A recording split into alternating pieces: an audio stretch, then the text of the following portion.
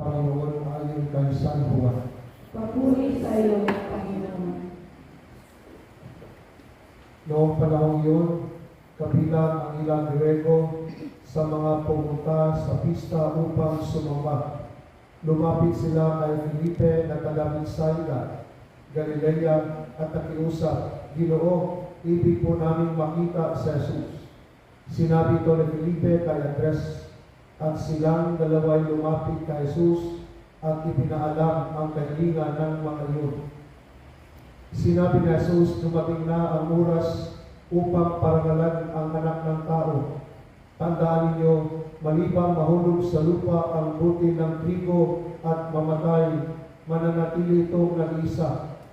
Ngunit kung mamatay, ito'y mamumunga ng marami. Ang taong labis na nagpapahalaga sa kanyang buhay ay siyang mawawalan ito. Ngunit ang napupuot sa kanyang buhay sa daigdig na ito ay siyang makakaroon ito hanggang sa buhay na walang hanggan. Dapat sumunod sa akin ang naglilingkod sa akin, at saan man ako naroroon, ay naroon din ang aking lingkod. Pararangalan ng Ama ang sino mang naglilingkod sa akin. Ngayon ako'y napapagabag. Sasabihin ko ba, Ama, iligtas mo ako sa kahirapang daranasin ko? Hindi, sapagkat ito ang dahilan kung bakit ako naparito, upang danasin ang kahirapan nito. Ama, parangalan mo ang iyong pangalan. Isang piling mula sa langit ang nagsabi, "Pinangaralan ko na ito at muli kong pararangalan." Narinig ito ng mga taong naroon, at ang sabi nila umulog. Sabi naman ng iba, nagsalita sa kanya ang isang anghel. Sinabi ni Jesus, "Ipinarinig ang tinig na ito dahil sa iyo, hindi dahil sa akin. Panahon na upang hatulan ang sanlibutan. Itataboy ngayon sa labas ang pinuno ng sanlibutan ito. At kung ako'y may taas na, ilalapit ko sa akin ang lahat ng tao." Sinabi niya ito upang ipakilala kung paano siya mamamatay.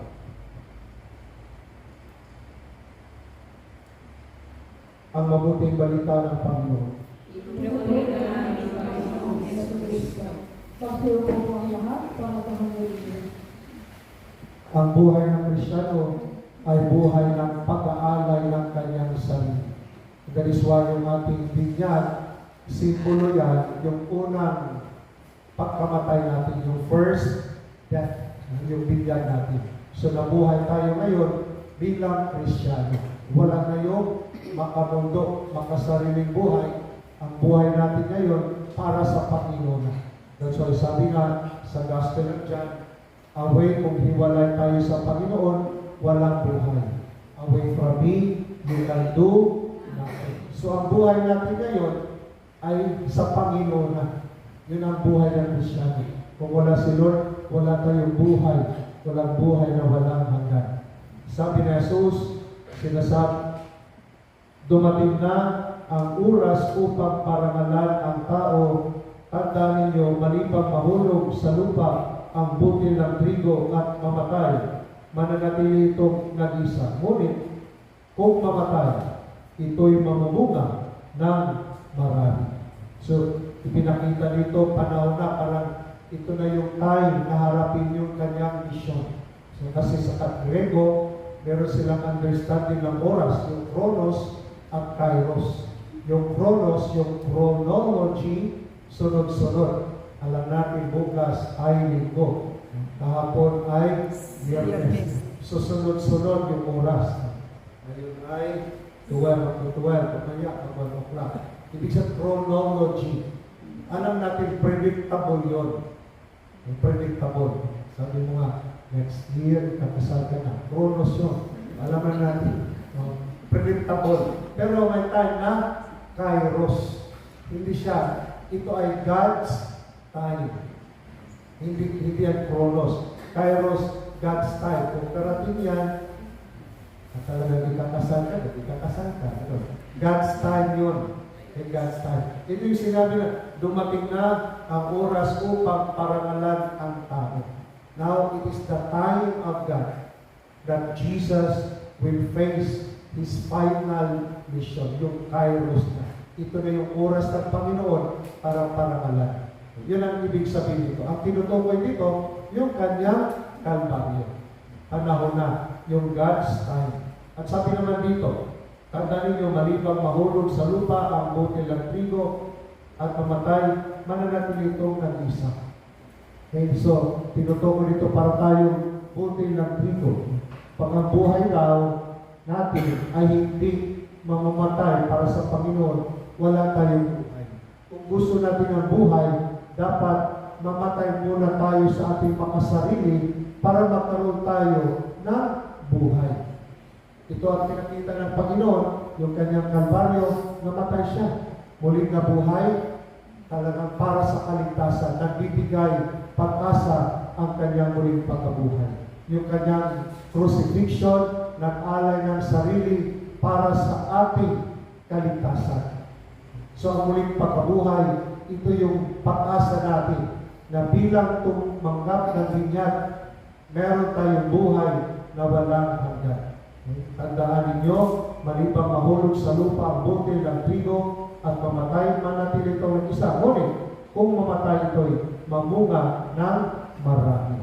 So ito pala the secret para sa ating kasaganaan, mamatay muna tayo sa mundong ito. That's why, pag inisip natin palagi ang makamundong bagay, talagang walang pagbubunga sa buhay natin. Mamatay muna tayo sa buhay na ito at isipin natin ang kalantan, ang kaharian.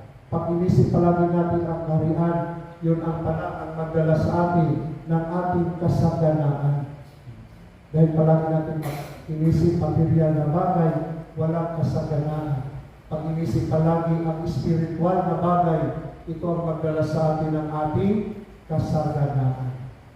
Okay? So, at sabi nga, ang Kristiyano ay hindi pinahalagahan ang sarili niya. Ang taong labis ng papahalaga ng kanyang buhay ay siyang mawawala nito. Ngunit ang napupuot sa kanyang buhay sa ganito ito ay siyang magkaroon nito hanggang sa buhay na walang hanggan. So, huwag masyadong makasarili, huwag masyadong ma-pride, huwag masyadong sarili ang nakasentro. Dapat si Kristo ang nakasentro. Dahil ang Kristyano pala ay hindi ang sarili, hindi sa sarili nakafocus pala tayo para sa Panginoon.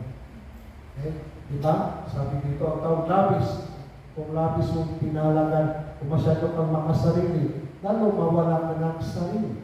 Pero isinabuhay mo, sinisurrender mo ang buhay mo para sa Panginoon, binigay mo ang oras mo sa Panginoon, lalo magkaroon ka ng buhay.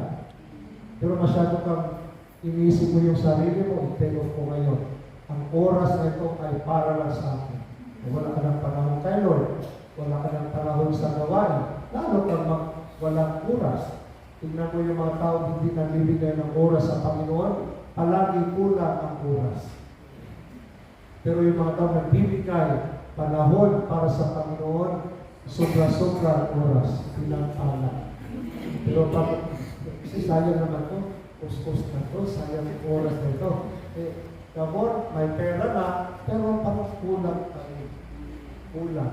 Pero yung mga tao talagang pag-day off, binigay ang oras, ang panahon sa Panginoon, paglilingkod sa Panginoon, parang complete, no? Complete ang buhay. Parang hindi mo feel na may kulang. Dahil pagkasama nga natin si Lord, sabi nga, if God is with us, who can be against us? Pagkasama natin si Lord na alam na ni Lord yung mga problema natin. Alam na ni Lord yung mga kakulangan natin.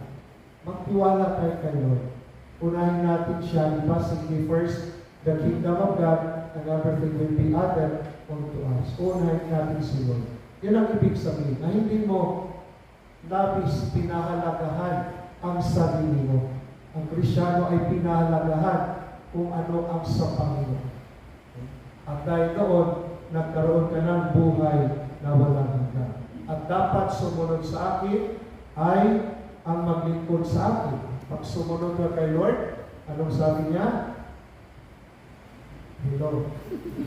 Ang dapat sumunod sa akin ang narites.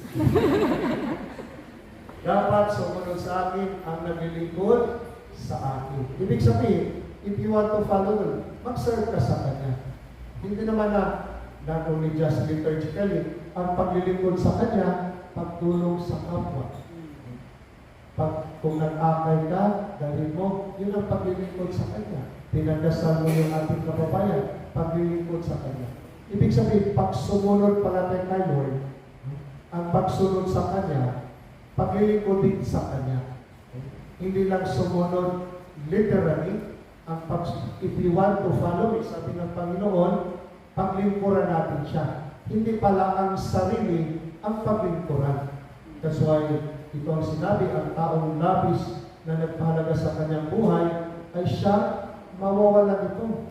Kung masyado mong iniisip mo yung sarili mo, masyado kang sigurista, lalong mawawala.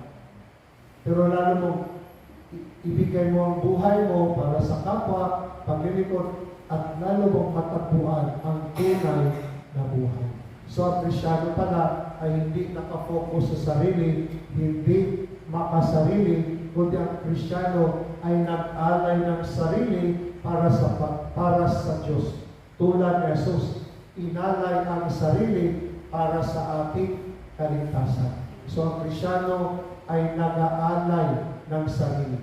Pag nag-alay ng sarili, sakripisyo yan. Diba? Nag-alay. That's why, ang pag-alay ay sakripisyo natin yan. Ang pag-alay pala ay pagpupuri sa Panginoon. So, ang buhay ng Kristyano, buhay na naglilingkod sa Panginoon, ay nagpupuri. Kung naglilingkod tayo na hindi nakafocus sa sarili, pinupuri mo si Lord. Pero pag naglilingkod ka, para lang sa sarili mo, ay hindi mo pinupuri si Lord. Pinupuri mo yung sarili mo. Pero ang tunay na alagad ay nilimot na. Diba? Sabi nga, nilimot na yung sarili. So pag nasaktan ka, i-criticize ka na, wala na. Okay lang siya. Kasi wala ka ng sarili. Ang really criticize nila, si Lord na. Kasi wala ka ng sarili, di ba? Nilimot mo na yung sarili mo. So pag sinaktan ka, si Lord ay nasaktan. So huwag ka nang magtampo. Diba? Pag sinaktan, tampo hindi na nagsiserve. Pakita na lang yan pag Christmas party. Okay? So, tanda natin. So pag naglingkod pala kay Lord, nag-discourage ka, sinaktan ka, huwag mo nang isipin yun. Kasi hindi ka na makasarili ngayon. Lord, pinikritay ako, Lord, nagsiserve naman ako sa iyo, Lord. Pero Lord, tuloy pa rin, Lord. Kasi hindi ka na makasarili. Pag nakafocus ka sa sarili mo, sa emosyon mo, nasaktan ka, ibig sabihin, mahalaga pa rin yung sarili mo. Hindi na mahalaga sa iyo, Lord, nasaktan ako, Lord. Nag-serve naman ako sa Lord, dahil ito problema, Lord. So, hindi mo na ako mag-serve, Lord, ha? Bye-bye, Lord. Pero mas kinasaktan ka, no? Tuloy pa rin. Lord, I offer you, Lord. Mas ginawa ko yung tama, Lord. Marami pa rin hindi natuwa, Lord. Pero tuloy pa rin, Lord.